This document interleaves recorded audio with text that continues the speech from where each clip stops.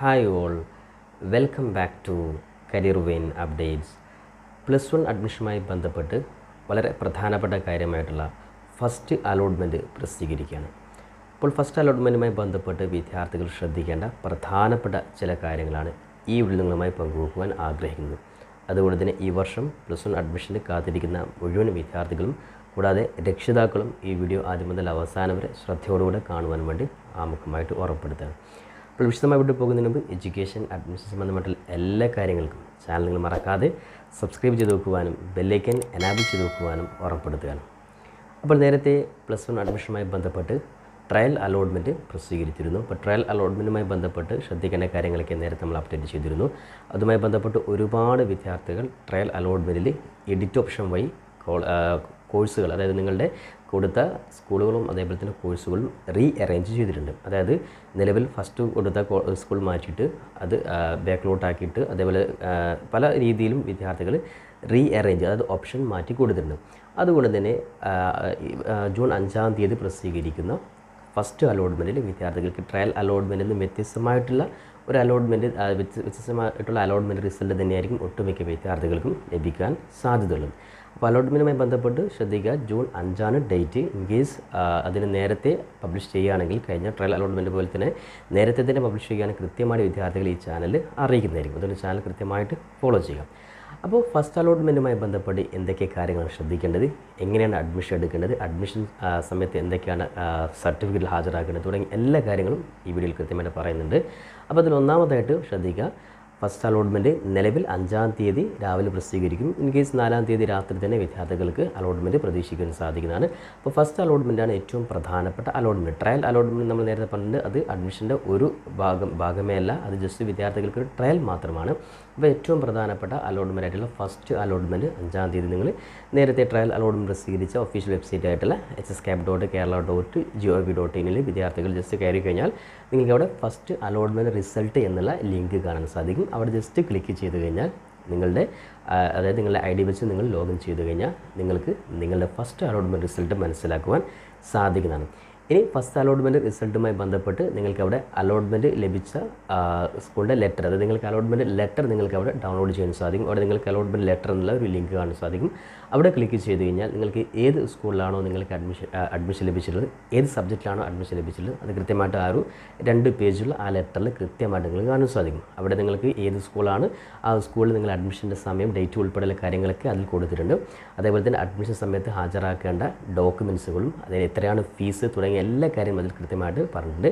അപ്പോൾ ഈ ഒരു അഡ്മിഷൻ അലോട്ട്മെൻറ്റ് ലെറ്ററാണ് നിങ്ങൾ കൃത്യമായിട്ട് ഡൗൺലോഡ് ചെയ്ത് വെക്കേണ്ടത്. ഇത് പ്രിൻ്റ് എടുത്ത് നിങ്ങൾ അഡ്മിഷൻ സമയത്ത് സ്കൂൾ ഹാജരാക്കേണ്ട ആവശ്യമില്ല. അതത് സ്കൂളിൽ നിങ്ങൾ കൃത്യമായിട്ട് സമയത്ത് നിങ്ങളുടെ നിങ്ങൾ ഡേറ്റ് സൂചിപ്പിച്ച ആ സമയത്ത് തന്നെ നിങ്ങൾ സ്കൂളിൽ ഡയറക്റ്റ് പോയി കഴിഞ്ഞാൽ അലോട്ട്മെൻറ്റ് ലെറ്റർ അവിടുന്ന് സ്കൂൾ നിങ്ങൾക്ക് പ്രിൻ്റ് എടുത്ത് തരുന്നതായിരിക്കും. അത് നിങ്ങളാരും കൊണ്ടുപോകേണ്ട ആവശ്യമില്ല. ഇനി അലോട്ട്മെൻറ്റുമായി ബന്ധപ്പെട്ട് എന്തൊക്കെ കാര്യങ്ങളാണ്, അതായത് ഫസ്റ്റ് അലോട്ട്മെൻറ്റിൽ വിദ്യാർത്ഥികളെ സംബന്ധിച്ചിടത്തോളം ആദ്യത്തെ, അതായത് 1-ാമത്തെ ഓപ്ഷൻ നിങ്ങൾക്ക് അഡ്മിഷൻ ലഭിച്ച വിദ്യാർത്ഥികളാണെങ്കിൽ അത്തരത്തിലെ വിദ്യാർത്ഥികൾ നിർബന്ധമായിട്ടും ആ സ്കൂളിൽ നിങ്ങൾ ഡയറക്റ്റ് പോയിട്ട് പെർമനൻ്റ് ആയിട്ട് അഡ്മിഷൻ എടുക്കുക. അതായത് 1-ാമത്തെ ഓപ്ഷൻ തന്നെ അഡ്മിഷൻ ലഭിച്ച വിദ്യാർത്ഥികൾ നിർബന്ധമായിട്ടും സ്കൂളിൽ പോയിട്ട് അതിൽ ഫീസ് കൊടുക്കണം. അതേപോലെ തന്നെ എല്ലാ ഒറിജിനൽ സർട്ടിഫിക്കറ്റ് നിങ്ങൾ വെരിഫൈ ചെയ്യണം. ഒറിജിനൽ സർട്ടിഫിക്കറ്റ് വെരിഫൈ ചെയ്തതിന് ശേഷമാണ് ഫീസ് അടക്കേണ്ടത്. എത്രയാണ് ഫീസ് എന്നുള്ളത് നിങ്ങൾ കൃത്യമായിട്ട് ആ അലോട്ട്മെൻറ്റ് ലെറ്ററിൽ കൊടുത്തിട്ടുണ്ട്. ആ എമൗണ്ട് മാത്രമാണ് നിങ്ങൾ സ്കൂളിൽ കൊടുക്കേണ്ട ആവശ്യമുള്ളൂ. അത് പ്രത്യേകം ശ്രദ്ധിക്കാം.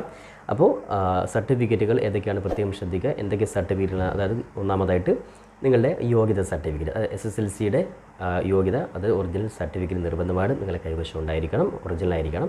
ഇനി അതേപോലെ തന്നെ TC, നിങ്ങൾ ലാസ്റ്റ് പഠിച്ച SSLC പഠിച്ച സ്കൂളിലെ TCയും അതേപോലെ തന്നെ കോൺടാക്റ്റ് സർട്ടിഫിക്കറ്റ്, ഇത് രണ്ടും നിങ്ങളുടെ SSLC പഠിച്ച സ്കൂൾ നിങ്ങൾക്ക് തരുന്നതായിരിക്കും. ഇനിയും ആരെങ്കിലും വാങ്ങിക്കാത്തവർ ഉടൻ തന്നെ നിങ്ങൾ സ്കൂളുമായി ബന്ധപ്പെട്ട് നിങ്ങളുടെ ഹെഡ് മാസ്റ്ററുമായി ബന്ധപ്പെട്ട് നിങ്ങൾ വാങ്ങാത്തവർ നിർബന്ധമായിട്ട് നിങ്ങൾ സ്കൂളിൽ പോയിട്ട് വാങ്ങി വെക്കുക.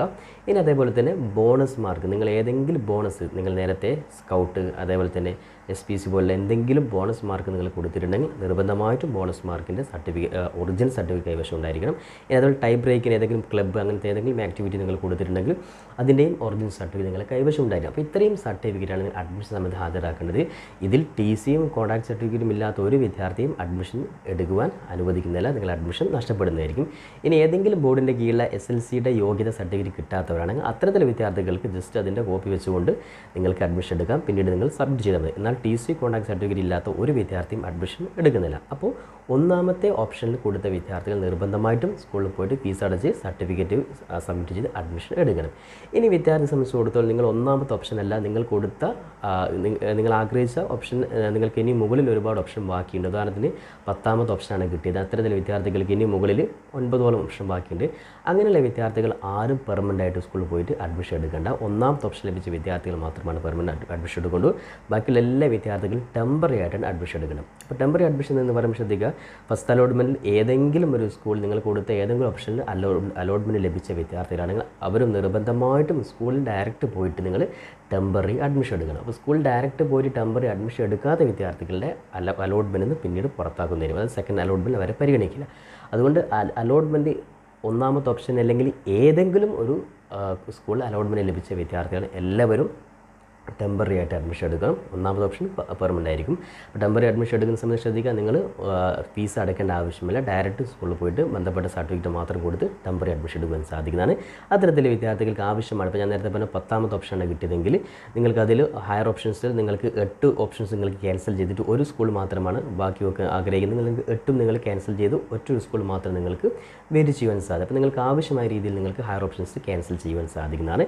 ഇനി അത്തരത്തിലെ വിദ്യാർത്ഥികൾ സെക്കൻഡ് അലോട്ട്മെൻറ്റ് പ്രസിദ്ധീകരിക്കുന്ന സമയത്ത് സെക്കൻഡ് അലോട്ട്മെൻറ്റിൽ നിങ്ങൾക്ക് ഈ ആഗ്രഹിച്ച സ്കൂൾ ലഭിച്ചു കഴിഞ്ഞാൽ ഡയറക്റ്റായിട്ട് നിങ്ങൾക്ക് ആ സ്കൂളിൽ പോയിട്ട് നിങ്ങൾക്ക് ഗവൺമെൻറ് അഡ്മിഷൻ എടുക്കുവാൻ സാധിക്കുന്നതാണ്. ഇനി സെക്കൻഡ് അലോട്ട്മെൻറ്റിലും വെയിറ്റ് ചെയ്യുന്നവർ തേർഡ് അലോട്ട്മെൻറ്റും നിങ്ങൾക്ക് വെയിറ്റ് ചെയ്യാൻ സാധിക്കുന്നതാണ്. അതിനുശേഷം വിദ്യാർത്ഥികൾക്ക് സപ്ലിമെൻ്ററി അലോട്ട്മെൻറ്റ് ഉൾപ്പെടെയുള്ള കാര്യങ്ങൾ. അതുകൊണ്ട് തന്നെ ഫസ്റ്റ് അലോട്ട്മെൻറ്റിൽ ഒരുപാട് വിദ്യാർത്ഥികൾക്ക് ഒരു പക്ഷേ നിങ്ങൾ ആഗ്രഹിച്ച സ്കൂൾ അഡ്മിഷൻ ലഭിക്കണമെന്നില്ല. അപ്പോൾ അത്തരത്തിൽ വിദ്യാർത്ഥികളുടെ റാങ്ക് ലിസ്റ്റ് ഒരുപാട് പിന്നിലായിരിക്കും.